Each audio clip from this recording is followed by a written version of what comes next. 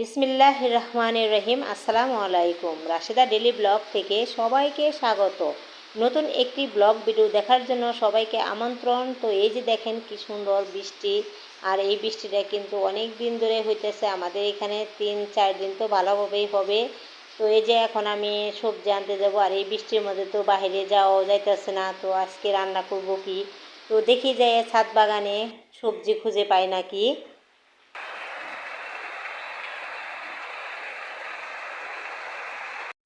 তো বৃষ্টিটা একটু কমলো, ছাদে উঠলাম, তো দেখি সবজি পাওয়া যায় নাকি। আর এই বৃষ্টি তো এই ঝুম বৃষ্টি, আবার এই নাই, রোদ উঠে যায়, তো এরকম কিন্তু চলতেছে। তখন বাজারে যাওয়ার মতো তো পরিস্থিতি নেই, তা বললামই। তো দেখি দেখি সবজি পাওয়া যায় নাকি। তো এই যে এখানে আবার একটা দেখতেছেন, এই যে ধুন্দুল, এটা কিন্তু আমি বিছুন রেখেছি, আমাদের এখানে বিছুন বলে। তো এই যে এখন এটা বাতি হয়ে দেখছেন একবারে সম্পূর্ণভাবে এটা কিন্তু এখন উপযুক্ত হয়ে গেছে। তো এটাকে এখন আমি ছেড়ে নিলাম, এই যে দেখেন এটা কিন্তু এখন সম্পূর্ণভাবে এখন বুনে দিলেই হয়ে যাবে। তো এখন আর বুনবো না, তো এখন আমি এভাবে রেখে দিব। আমি কিন্তু যে কোনো গাছ লাগাইলেই প্রথমে বা দ্বিতীয়টা আমি এরকম করে বিছুন রাখি, যাতে আমার কিনতে না হয়। বৃষ্টির মাঝে সবজি খুঁজতে এসেছি ছাদ বাগানে। এত পরিমাণ বৃষ্টি হয়েছে, পানি জমে গেছে দেখছেন। তো কি কি নেওয়া যায় বলেন তো দর্শক বন্ধুরা। তো এই যে দেখেন, এই যে বেগুনগুলা একটু বড় হতে পারে না, যে পোকায় ধরে যায়। তো কি করব, এই ছোট অবস্থায় কিন্তু এই যে ছিঁড়ে নেব এখন। এই দেখছেন, এই যে বুঝি না কিসের জন্য এরকম হয়। এই যে সবটি এই যে এত সুন্দর এ ধরে, ভাবছি যে এগুলো একটু নিয়ে করবো। যে একটা যদি ভালো হইতো তো বলতাম যে ভালো হয়েছে। এগুলো কেটে কুটে যা থাকে বাদ দিয়ে তাই রান্না করব। তো এই যে এখানে এই যে সবই সব সব সব এটা যদি ভালো হয় তাহলে না কত হয়ে যায়। তো দেখি আর যা, ওই যে ছোট্ট গাছে আছে, দেখি ওই গাছের অবস্থা কি, এরকম পোকায় ধরেছে নাকি। এই যে এখানে না, এখানে পোকা ধরে না। এই যে মাশাআল্লাহ ভালোই আছে, কিন্তু একটা ছিঁড়বে গে, তো আর একটা বটা ছুটে গেল।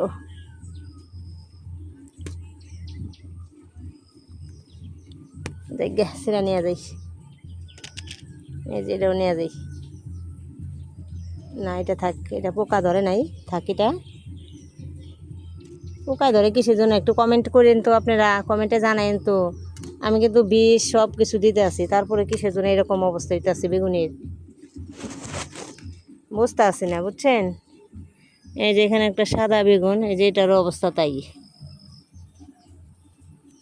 তো কী করবার, এই ছোটোগুলোই নিয়ে যাই। তো কেটে কুটে আজকে খাওয়া যাবে আর কি। আর এখানে দেখি ধুন্দুল, ধুন্দুল কিন্তু পলায় থাকে, বুঝছেন, এগুলার পাওয়া যায় না সহজে। তো এই যে এখানে একটা ধুন্দুল আছে, তো এটাও ছিঁড়ে নিব, এটি দিয়ে কিন্তু হয়ে যাবে আজকের খাবার। এই যে ছিঁড়ে নিলাম। তো মাশাআল্লাহ আমার এই ছোট্ট গাছে কিন্তু আমি অনেক ধুন্দুল খেয়েছি। এত ছোট গাছে যে এত হবে, মানে পুরা সম্পূর্ণভাবে ছড়াই নাই, এই এতটুকের মধ্যে কিন্তু আছে। তারপরে এত সুন্দর ধুন্দুল হয়েছে, এত ভালো লাগতেছে। নিজের লাগানো গাছের ধুন্দুল। তো এই যে তরকারিগুলো নিয়ে এখন নিচে নেমে যাব, আর তরকারিগুলো রান্না করব। আর আপনাদের মাঝে আমি আবার এই যে আমার এই মেহেদি গাছটা দেখিয়ে দিলাম, যে ছাদের মধ্যে কীরকমভাবে মেহেদি গাছটা হয়েছে। আমি আজকে বেশি তরকারি রান্না করব না, কারণ এই যে তরকারিগুলো দেখেন, এগুলা কালকে কিন্তু বিয়ান বাড়ি থেকে বক্স ভরে দিয়ে দিছিল। এখানে মুরগির মাংস, এখানে আছে গরুর মাংস, তাই রাত্রে কিন্তু আমরা হালকা পাতলা খেয়েছি। আর ভাবলাম রুটি বানাই, তো রুটি দেয়া গরুর মাংস দেয়া খাবো আমরা। আর মুরগির মাংসটা যেহেতু থাকবে, আর গাছের থেকে ধুন্দুল আর হলো নিয়ে আসলাম বেগুন, চিংড়ি মাছ দিয়ে রান্না করব।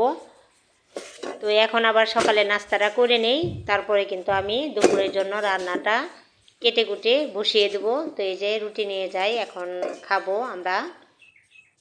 কালকে কিন্তু বিয়ান বাড়ি থেকে খালি গরুর মাংস আর মুরগির মাংস দেয় না, সাথে কিন্তু পোলাও দিয়েছিল, দই দিয়ে দিয়েছিল। তো ওগুলা রেখে দিয়েছি, আর কিছু আবার আমার নানু ভাইদের দিয়ে আসছি।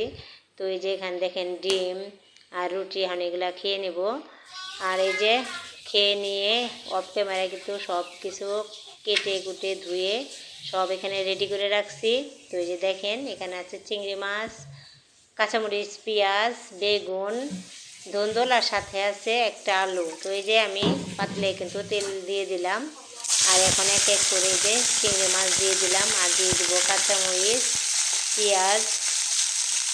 আর এখন আমি ভালো করে ভাজা ভাজা করে নেব এগুলো একটু ভেজে। তারপরে কিন্তু আমি দিয়ে দেবো হালকা পানি। আমি কিন্তু অফ ক্যামেরায় পানি দিয়ে দিয়েছি। তো এই যে এখন দিয়ে দিলাম লবণ, আর দিয়ে দিলাম হলুদ মরিচের গুঁড়া। আর এখানে কিন্তু আমি ভালো করে এখন সম্পূর্ণ চিংড়ি মাছ, কাঁচামরিচ, পেঁয়াজের সাথে ভালো করে মিক্স করে নিব। আমার প্রিয় আন্টি এবং আপু ভাইয়ারা যারা আমার ভিডিওটি দেখা শুরু করেছেন, আমার এই ভিডিওটি যদি আপনাদের একটু হলেও ভালো লেগে যায়, তাহলে প্লিজ একটি লাইক দিয়ে ভিডিওটি কন্টিনিউ করবেন। আপনাদের ছোট্ট একটি লাইক আমাকে আরও একটি ভিডিও তৈরি করার উৎসাহ যোগায়, এবং আপনার মতো আরও 10 জন মানুষের কাছে আমার এই ভিডিওটি পৌঁছাতে সাহায্য করে। আর যারা আমার নতুন নতুন আপু ভাইয়েরা আছেন, যারা আমার চ্যানেলটিকে সাবস্ক্রাইব করেন নাই, প্লিজ তারা আমার চ্যানেলটিকে সাবস্ক্রাইব করে আমার পরিবারের বন্ধু হয়ে থেকে যেতে পারেন। আর আপনাদের কাছে যদি আমার এই ভিডিওটি, এই গ্রামীণ পরিবেশ ভালো লেগে যায়, তাহলে কমেন্ট করে জানাবেন। আর যদি ভালো না লাগে তাও কিন্তু কমেন্ট করে জানাবেন। আর এই কমেন্টেই কিন্তু আমাকে আরও উৎসাহ বাড়ায়, যে আপনি যদি বলেন যে হ্যাঁ ভিডিওটি ভালো হয়েছে, গ্রামীণ পরিবেশে এই ভিডিওগুলো আমরা দেখতে চাই, তাহলে কিন্তু আমার আর উৎসাহ দিয়ে আমি কাজ করব। আর যদি বলেন যে না এই সমস্যা এই জায়গায়, মানে যে কোনো সমস্যা হতেই পারে, তো আমাকে বলবেন, আমি কিন্তু শুধরে নেবার চেষ্টা করব। আর আপনাদের মাঝে আমি সুন্দর সুন্দর ব্লগ ভিডিও বানিয়ে আপনাদের মাঝে আমি হাজির হব। আমার এই ভিডিও যদি আপনাদের একটু হলেও ভালো লাগে, তাহলে কিন্তু সবাই সম্পূর্ণ ভিডিও দেখে যাবেন, কেউ স্কিপ করে দেখবেন না, কেটে কেটে দেখবেন না। সবাই বেশি বেশি করে কমেন্ট করবেন। কমেন্ট করা, আমার এই ভিডিওতে কিন্তু কমেন্ট হয় না, লাইক হয় না, তাহলে আমি বুঝবো কীভাবে যে আমার এই ভিডিওগুলো আপনাদের ভালো লাগে। তো তার জন্য কিন্তু আপনারা বেশি বেশি করে কমেন্ট করবেন, লাইক দিবেন। আর এই যে কথা বলতে বলতে কিন্তু আমি তরকারিটা দিয়ে দিয়েছিলাম, কষানো শেষ করলাম। তো এখন আমি ঝোলের জন্য পানি দিয়ে দিলাম। তো এই যে রান্নাবান্না শেষ করে এখন আমি পাকের ঘরটাকে ভালো করে কিন্তু মুছে ঝেড়ে নিব। তো এই যে, আর এই যে জানালার ভিতর দিয়ে কিন্তু একটু ঝাড় দিব। আর এই যে দেখেন টাইলসগুলা এই একা একাই ছুটে ছুটে পড়ে, কিসের জন্য ছুটিয়ে বুঝতে পারছি না। এই যে এই সাইডটা পুরাটাই এই যে ছুটে গেছে, দেখছেন। আর এখন আমি যে জ্বালানার নিচে যে ময়লাগুলো থাকে, তো ওগুলা কিন্তু আমি ভালো করে ঝাড় দিয়ে তারপরে মুছে নিব। তো তার জন্য কিন্তু যে ঝাড় দিতে আসি। আমি এখানে একটা কমেন্ট নিয়ে কথা বলবো। তো সে কথাটা বলেছে কিন্তু স্বপ্নার সংসার থেকে, স্বপ্নর আপু। তো সে বলেছে যে যারা ইউটিউবার আছে তারা কিন্তু তার চ্যানেলে স্বার্থের জন্য যায়, তার যত ভিউয়ার্স আছে তারাই কিন্তু তার সাথে আছে। এটা ঠিক, কারণ বাহিরের ভিউয়ার্স ছাড়া কিন্তু কোনো সফলতা পাওয়া যায় না, তাদের লাগে, তারা এলো মেন। আর আমরা ইউটিউবার যারা আছি তারা কিন্তু, আমরা ইউটিউবার যারা যার যার পাশাপাশি দাঁড়ায় যায়, এটা কিন্তু আমাদের একটা বন্ধুত্বর জন্য।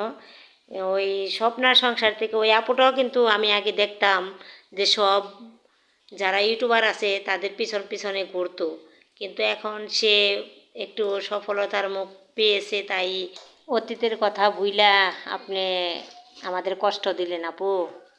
কিন্তু এটা বলাটা কিন্তু আপু ঠিক হয় নাই। এটা শোনার পরে কিন্তু আমরা যারা ছোট ছোট ইউটিউবার আছি তারা কিন্তু অনেক কষ্ট পাইছি। তো আপনি এই ধরনের কথাটি বললেন।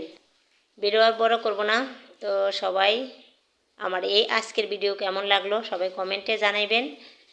তো সবাই ভালো থাকবেন, সুস্থ থাকবেন, আর আমাদের জন্য দোয়া করবেন। আল্লাহ হাফেজ, আসসালামু আলাইকুম।